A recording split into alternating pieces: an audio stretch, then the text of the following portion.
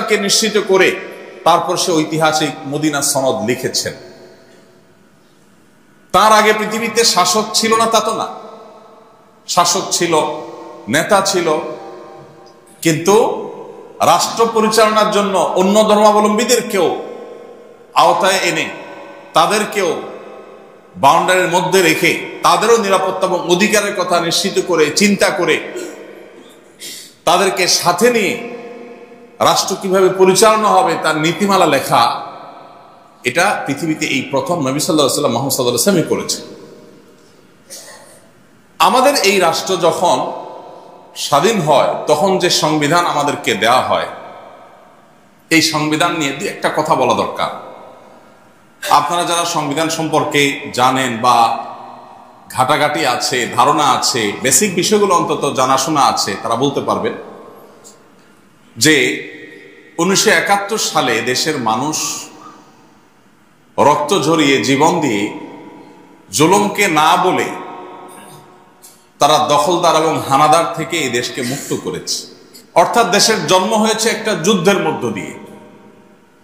জন্মের পর রাষ্ট্র কিভাবে পরিচালনা হবে সেই সংবিধান যখন লেখা হয়েছে, সেই সংবিধানে ওই মুক্তিযোদ্ধারা যারা যুদ্ধ করে দেশকে স্বাধীন করেছেন, সেই মুক্তিযোদ্ধাদের চেতনা, তাদের বিশ্বাস, তাদের ভক্তি, তাদের ঈমান, তাদের সে উপলব্ধি, সে বিষয়গুলো সংবিধানে সেভাবে স্থান পায়নি, স্থান পেয়েছে উল্টাটা।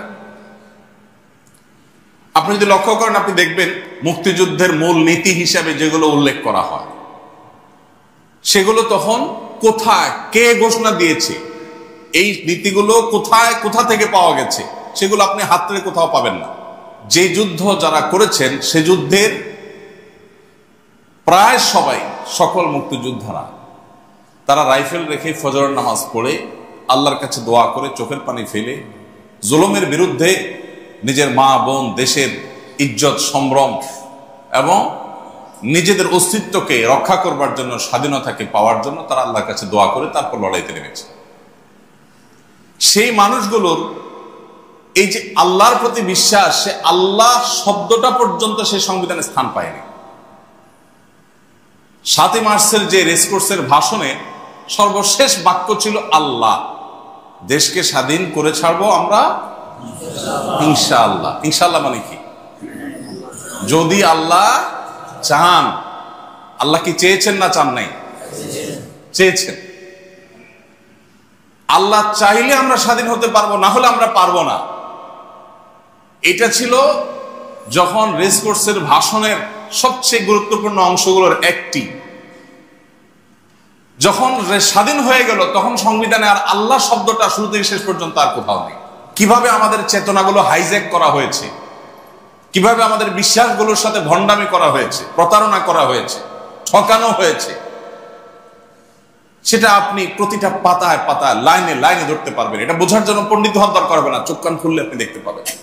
যে স্বাধীনতা অর্জনের আগে বলা হয়েছে আল্লাহ চাইলে হবে, না হলে হবে না, স্বাধীনতা হওয়ার পর আর আল্লাহর নামই নাই।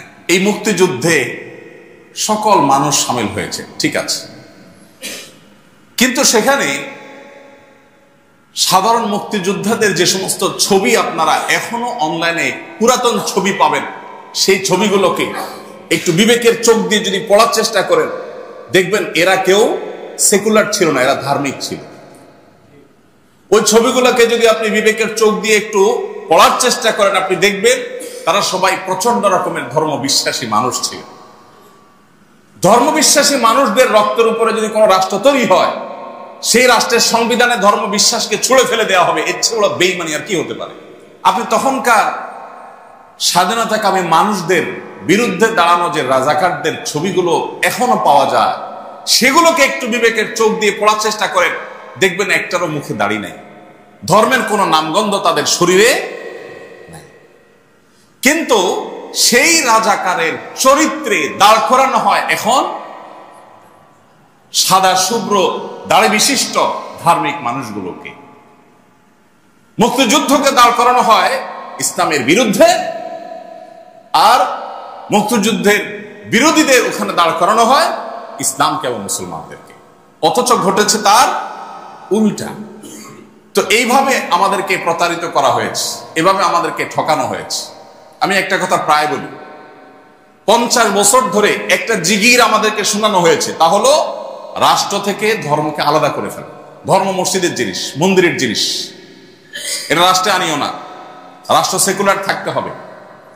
তো রাষ্ট্র সেকুলার থেকে তো 50 বছর আমরা দেখলাম কি হয়েছে, যে লাউ সেই কদু, যে চুরি সে বাটপারি।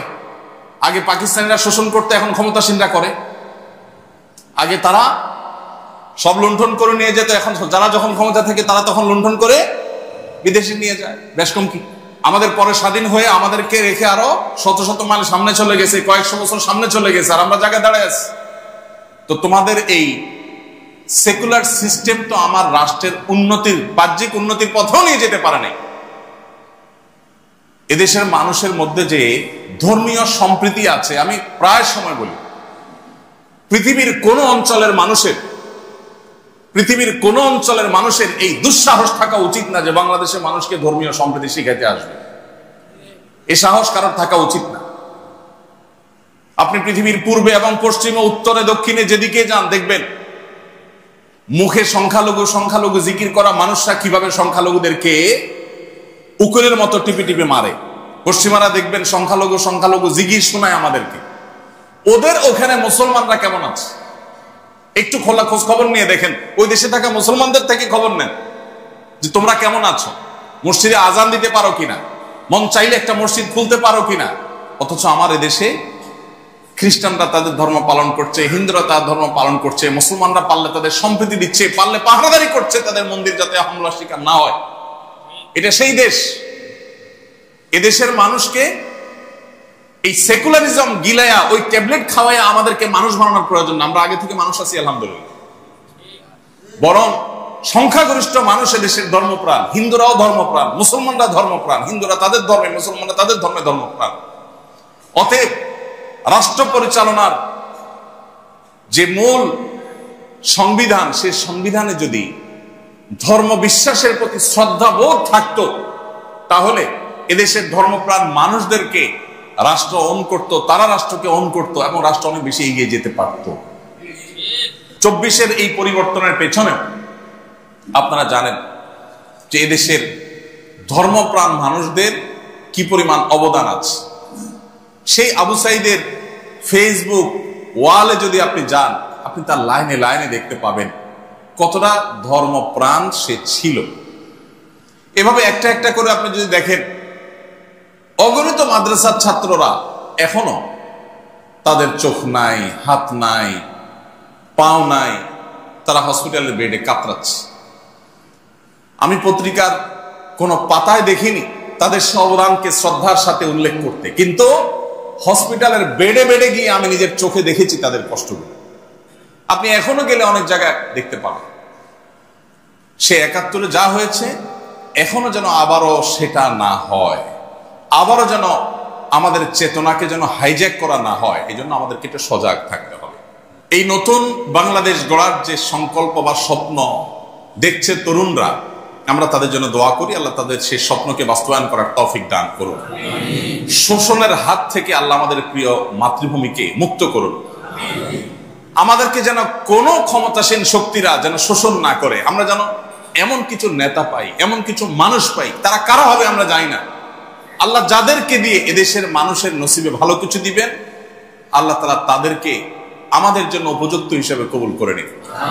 আমরা জানি না কারা কোত্থেকে আসবে, কিন্তু এই তরুণরা স্বপ্ন দেখাচ্ছে যে আর নয়, জুলুম বহুত হয়েছে।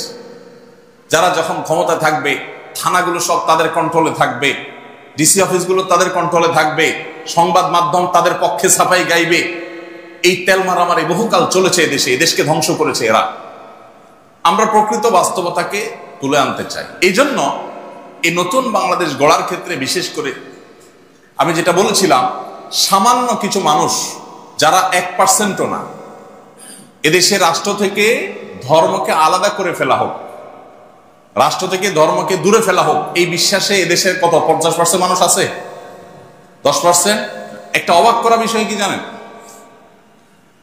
এই জনগণের চেতনা বলে জিগির করা পাবলিককে যদি বলেন যে একটা গণভোট দেন, এরা মরে যাবে, কোনোদিন গণভোট দিবে না। কারণ গণভোট দিলে এরা জানে যে এদেশের ধর্ম, বর্ণ, দল, মত নির্বিশেষে সকল মানুষই ধার্মিক। এদেশে হিন্দুরাও ধার্মিক, মুসলমানরাও ধার্মিক। ধর্ম বিযুক্ত বা ধর্ম মুক্ত সংবিধান এটা এদেশের মানুষ চায়।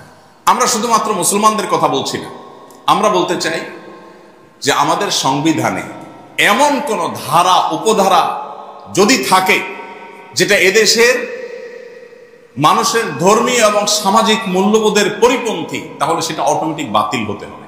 এই যে ধর্মীয় মূল্যবোধের পরিপন্থী হলে বাতিলের কথা বলেছি, এখানে আমি ইসলামিক মূল্যবোধ শুধু বলিনি। কোন ধর্মের মানুষের ধর্মীয়, এদেশে যত ধর্মের মানুষ বসবাস করে, কোন ধর্মের মানুষের ধর্মীয় মূল্যবোধ পরিপন্থী কোনো কিছু বাস্তবায়ন থাকতে পারবে না।